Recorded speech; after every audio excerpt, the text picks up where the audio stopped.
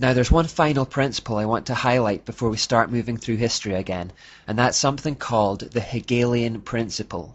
Named after philosopher George Hegel, it is one of the most important ideas behind Darwinism, and it can be summed up by the idea that life evolves to harmony through conflict. That's harmony through conflict.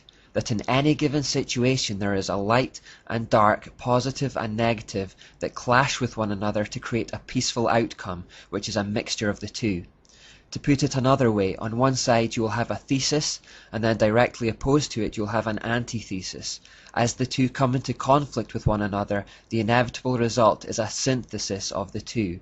So very simply, thesis v antithesis leads to synthesis. Hegel was a pantheist who believed that you could see this happening in nature all the time.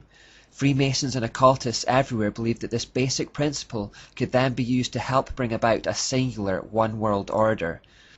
As I mentioned previously, one of the mottos of the Illuminati is "Order out of chaos." Like eugenics, they attempted to artificially advance a process that they believed was already happening naturally.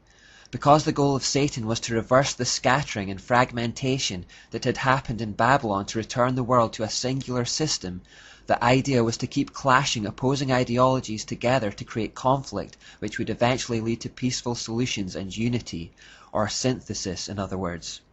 Do this over and over and over, and with the passing of time, all ideas would converge back into a single point. So the idea of the Illuminati was to deliberately set up opposing ideas to one another in the knowledge that the conflict would eventually cause the two to compromise and reach a middle ground.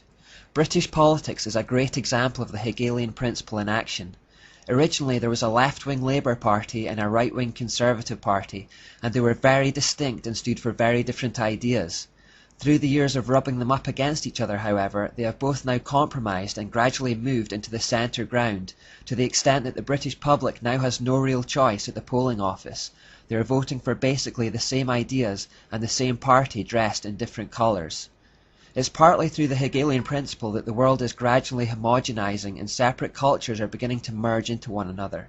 Sometimes the homogenization occurs naturally as the world gets smaller, and sometimes situations are deliberately manipulated and conflicts created to aid the progress towards a one-world order. Of course, where conflict between two opposing ideas is necessary to create a synthesis, bloodshed and violence has been encouraged by the elite. Remember, the Jesuits talked about stirring up conflict in places where there had been peace to further their cause. It's the same idea. The end justifies the means. From the conflict of World War I, for example, there came the League of Nations, which was a synthesis, an attempt to join countries together in unity for peace. Similarly, after the conflict of World War II, a synthesis was created afterwards in the United Nations, which exists to this day. We'll look at that more later. Wars are a win-win situation for the elite because they don't have to fight them personally, they help keep populations down, which is one of their main aims as we have already seen, and commercial enterprises often make a lot of money from them at the expense of taxpayers. And now, having taken the time to establish the principles of the Enlightenment and what they set out to achieve, we'll look at their first attempt at overthrowing monarchies and destroying Christianity, the French Revolution.